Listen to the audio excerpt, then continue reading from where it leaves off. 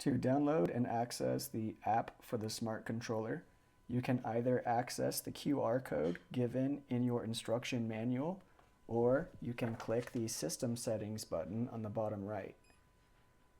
This will give you a Bluetooth button in the center that, if given a long press, will open up a QR code for download instructions for the app in your Google Play and or the Apple Store. With this screen present, it is in app control mode.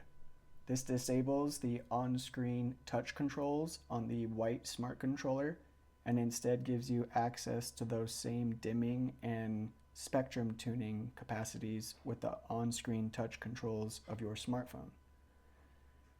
To exit the app control mode, simply long press the Bluetooth button to exit the app. After you've scanned the QR code from either the smart controller or the operation manual, it'll take you to the Google Play or the Apple Store, at which point you can download and open the RippHome app here.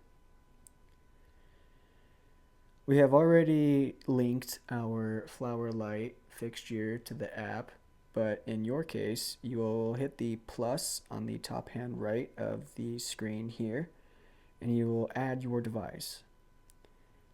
Your smartphone will begin searching for the device, and within seconds it will appear on screen, at which point you will see a plus on the right hand side of the gray bar. Go ahead and click that plus, and that will secure connection to your Sunscape light fixture. Once your Sunscape light fixture has been connected, it will be presented in a square box here. You can press and long hold that square box to edit the name and the icon. I recommend naming them numerically so as to keep them ordered, and choose an icon that seems appropriate here by scrolling up and down. Select OK to confirm. You can use the slider down below to quickly adjust the overall intensity of the light. This will affect all spectrums. You can give the square a short tap, and that'll open up your channel selection and intensity sliders here. The first three channels go as follows. Your first channel is your red, your second channel is your blue, and your third channel is your orange. The fourth channel is not used on the flower fixture in this case. The top bar and slider represents your overall brightness, and this goes for all spectrums. You can quickly select between on and off on the top, and if you want to go into advanced controls, select the timing control feature at the bottom of the screen in the middle. Here we have gone ahead and pre-programmed in a 12-hour flower schedule you might see commonly in the cannabis community. We have a 6 a.m. on at 30% power, followed by a 70% increase to 100 15 minutes later, and at 5:45, again the power drops from 100 to 30% for 15 minutes, shutting off at 6 p.m. This increase and decrease in power in the morning and evening replicates a natural sunrise and sunset for your flowering plants. Additionally, it's important to note that any changes made in the app need to be changed while the smart controller is in app control mode, or the functions and features that you're programming will not save. If you want to adjust the individual parameters of each of the 4 out of 8 local timing sections, simply press the timing window and go into the various functions as follows.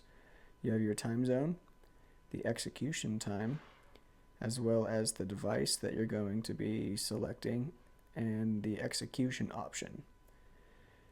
When you open the execution option, you have multiple execution options, and that can be selected by the drop-down window with the gray arrow on the top bar of the bar here.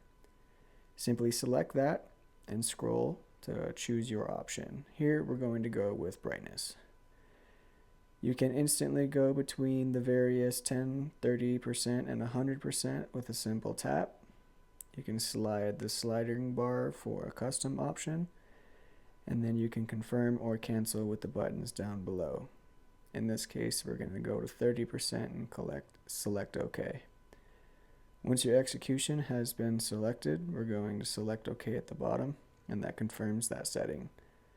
To confirm all settings, so click the save on the top hand right, and that will adjust the parameters for that specific timer.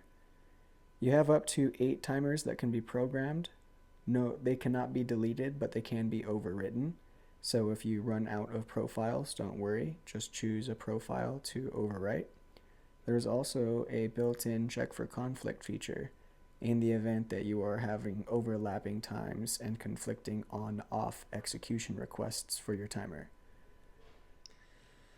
Additionally, you can go under the Info tab on the bottom right of the screen, and under Basic Information you see a fade time with a drop-down window. This fade time dictates the amount of time for the various execution options to take effect.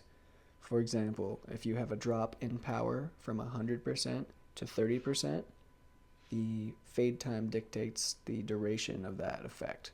In this case, we will select 5 seconds and save with the OK button below.